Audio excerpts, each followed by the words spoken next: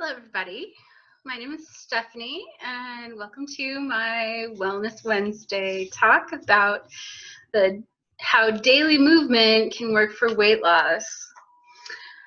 I have been really challenged by being overweight ever since I was about a preteen, and unfortunately, I didn't really participate in a whole lot of sports or anything like that when I was younger, and I learned basically how to be completely sedentary.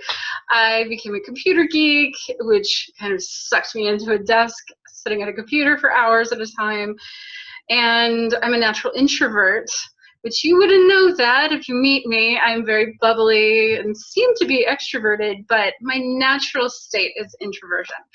So I definitely get all those introverts out there that have a hard time doing exercise. It seems like it's not second nature to some of us and completely second nature to other people. So I always found that completely fascinating. I'm also quite the academic. I'm currently studying full-time student at a university, and that takes a lot of my time and effort and has me, again, sitting at a computer for hours at a time. As you can imagine, all of these things lead to quite a bit of stress, and stress is something that I've learned a lot of skills along the way to deal with, but I haven't really learned how to not stress. I don't think that's even humanly possible. I have a friend who tells me, oh, I just don't believe in stress, and that keeps me from stressing. And I'm like, that's interesting. Stress is a physiological response. So I don't know if this is the case, but I will give him that. And you know, I have gotten to a point where I just want change in my life. I want to be more comfortable in my skin. I want to be more, have more higher self-esteem. I know my self-esteem is affected when I'm overweight, and I truly believe that weight loss will lead me to less chronic pain in my body. I have scoliosis. I have issues with my spine and my neck due to, past injuries, and really that pain is something that I just live with every day. Now, I have done a lot of research on kinesiology, exercise science. I've done a lot of research on yoga and different movement therapies and ways that we can be more in a movement place on a regular basis. So basically keeping a more active lifestyle. And I drew a lot of what I understand from Thomas Hanna's Somatics. This is a great book, absolutely worth it. I read it cover to cover. I also studied Moshe Feldenkrais and his perspectives about movement and how we are essentially, we pick up on different movement patterns from the people that raise us, parents, grandparents that we live with when we're young. We emulate them as children and start to move like them. And as young adults, we adopt these movement patterns. Like one that I remembered as I was studying Feldenkrais's techniques, I remember putting my hip out, my right hip, and my hand on my hip. I was a little sassy one when I was in my 9th and 10th year on this planet, and I just, I had that. And so I recall having this little tilt in my hip. And interestingly enough, 20, 30 years later, I have developed scoliosis. And I've got a twist that actually started at the bottom of the right hip where I used to jut out. So it makes me wonder, is scoliosis a real problem, or is it the way that I'm holding my body, as Moshe Feldenkrais suggested? He had theorized that once we achieve a certain physiological shape, that we hold these body shapes because of, emulating our parents, we will modify our behavior as a result of that. We'll move in a different way. We might pick up on a shuffle that our parent did and start shuffling in the same way. We might hunch our back in a certain way or hunch forward a certain way. These things all happen almost automatically when we're children. And if we don't learn about our muscle systems from playing in sports or doing some kind of physical activity as a child or young adult, then the body really just keeps the shape that you decided to be in when you were a little kid. And interestingly, I mean, add 100 pounds to that and you've got pain. Well, here I am now, 44 years old, and yeah, I've got pain. Yeah, pain is my friend. Pain is something that's just real. So about 3 months ago, I made a decision to make a change. My minor change was to incorporate yoga back into my life. I had stopped practicing almost altogether, and so I brought yoga back into my daily practice with 2 times a week practice, and then increasing that to 3 times a week practice. And I've gotten to a point now, 3 months later, where I have increased it to 3 times a week, and I'm consistent with my yoga practice.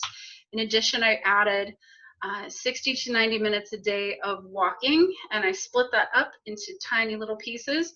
And I've been contemplating and looking for ways to add resistance training to my practice. The whole point of all of this movement is to get me out of my sedentary lifestyle and into a more active lifestyle. I understand from studying kinesiology, studying all these different theories about movement, that the more we move, the healthier we will be. The more we move, the more likely we will have a healthier body. And really, there are so many benefits to being a healthy person and having strong muscle systems. So with that, I believe that it's what versus why. So movement is easy. It can be super easy. 11 minutes a day of walking is really all you need to do to start a weight loss journey. And that is 6 times a week, so you can even take Sunday off if you like. The United States recommends 150 minutes of moderate cardiovascular exercise per week. They also say that you can do 75 minutes once a week, and so 75 minutes of that's vigorous exercise. And so they say that you can do 3 times a week of 30 minutes. You can do 5 times a week. You know, it's just split it up the way that it works for you. What I understand, and the way that it makes it easy, is by making it fit wherever it fits. Movement is part of our reality, and the more you move, the healthier you'll be. So, for example, getting a dog, walking your dog in the neighborhood, make it a point to actually walk that dog. Don't just take him down to the grass and let him go to the bathroom and then come back up to your apartment. Really take the dog for a walk. Go for a mile or 2, or, you know, if you live in a hot climate, wait until the evening when the cement starts to cool down. When you go out in the evening, you know, maybe you'll catch the sunset, maybe you'll have a chance to enjoy nature, walk to a park, enjoy the grass, sit in the grass with the dog and play for a while. I've found that having a dog has really improved my well-being because he gets me out 4 or 5 times a day. I will go out and walk with my dog. And I've made it a point to walk the longer walks in the morning when it's cooler and in the evening when it's cooler. So I have no excuse to getting that 90 minutes of walking per day. It's really important to find time in your schedule for exercise. You know, a lot of us will say, I'm too busy, I don't have time for this. But in reality, if you look at your day-to-day schedule, where do you have 5 or 10 minutes? Where do you have time to grab some free weights and do some weightlifting? Maybe you're sitting at the couch watching your favorite show. You can be doing your weights as you're sitting there watching your show. You can acquire a stable exercise bike and put it in front of the television, watch your TV shows and get some cardiovascular exercise. So there are different ways to adapt and make exercise an important part of your day. The why about exercise is really about resolving our metabolic syndrome. We are, in the United States, almost 65% of Americans are overweight or obese, and I'm included in that statistic right now. Personally, I'm doing something about it, and I want to get back into a normal sized frame where, you know, I can walk into a store and clothes shopping becomes easy.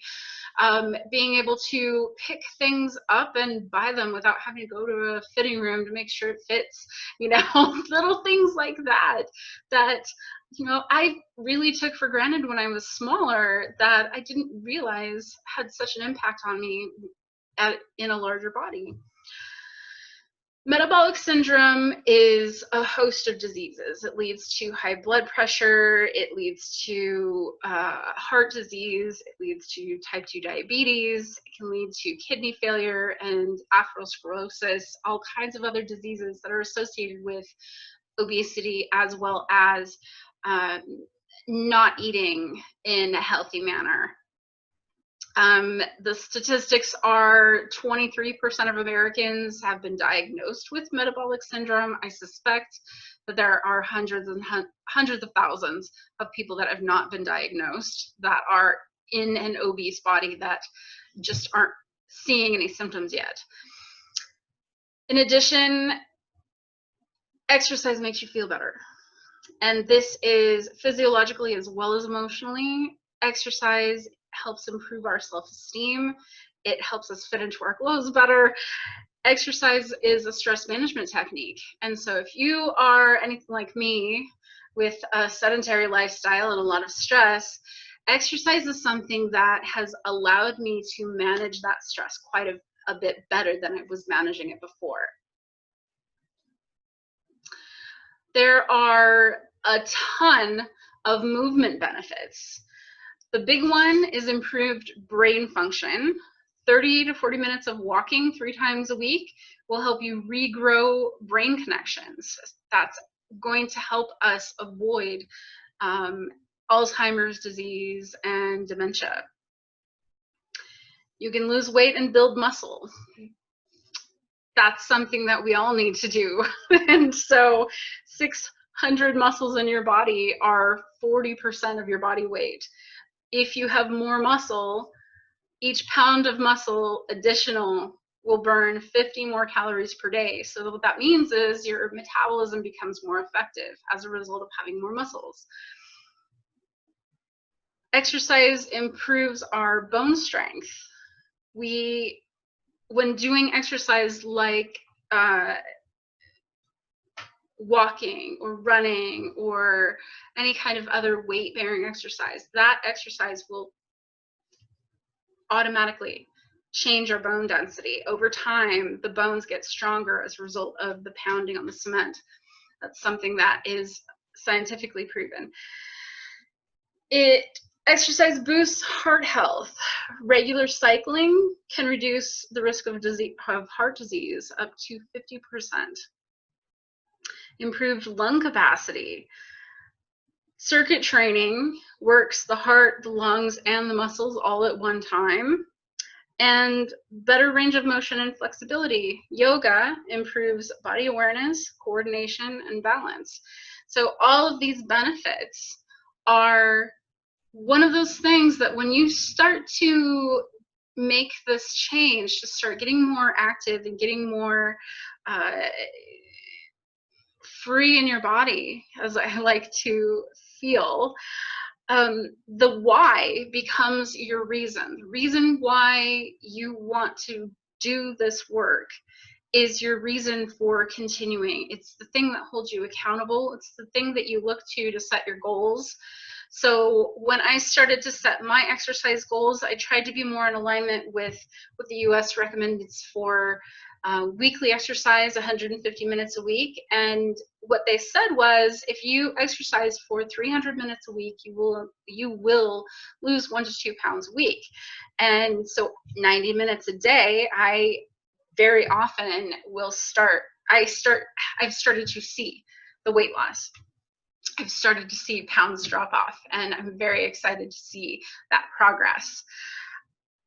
I am extremely, extremely thankful for this great plant-based weight loss challenge that has gotten started on Facebook, that has, now we're up to 22 members, and we're seeing some progress. We're seeing some great progress in our members and their weight loss. So I would love for you to join me. The Facebook group is called Plant-Based Weight Loss Challenge. The little meme that I used for the group says the anti-quarantine 15 plant-based weight loss challenge, because a lot of us gained weight during this quarantine. And so naturally, let's challenge the status quo. Let's make change. I believe that change is possible. We just have to want it. And so finding your why is step one. Why do you want to do this? Then figuring out what it is you like. Really the best way to incorporate exercise into your day-to-day life is to find activities that you enjoy. The things that you love to do, such as, for me, it's yoga, it's walking, swimming, I love to hike. Those 4 things that's plenty of exercise, but I actually have to get up and do it on a regular basis. That's the biggest challenge, is the motivation. Where does your motivation come from? Personally, if I set a goal, that's my first step. My second step is to speak it to the world. So this challenge group that I created was created for my own accountability, as well as the accountability of the people involved. So I joined this group for the purpose of holding myself accountable. I know that when I can hold myself accountable for a goal that I set, I'm more successful. And when I work with mentors and other people that are looking to me and saying, hey, you said you were going to do this, what's up? And I have to explain why I did it or why I didn't do it. It makes me feel a lot better when I can say, yes, I got it done. Yes, I did it. And so find yourself an accountability partner. That would be the last step, and hopefully you will find as much success as I have found. I'd say I've lost several pounds, but I don't have a scale. I've been taking measurements of myself once a week, and I've lost about 6 inches over the last month and a half. So I do know that it's working. I know that weight loss is happening. I know that exercise is the key. And if you can do what I'm doing, which I totally believe, we all have the capacity to bring activity into our daily life. I believe that more of us will see weight loss over the next year to year and a half, and will be more healthy as a society over the next few years. With that, I wish you well, and namaste. Thanks for stopping by.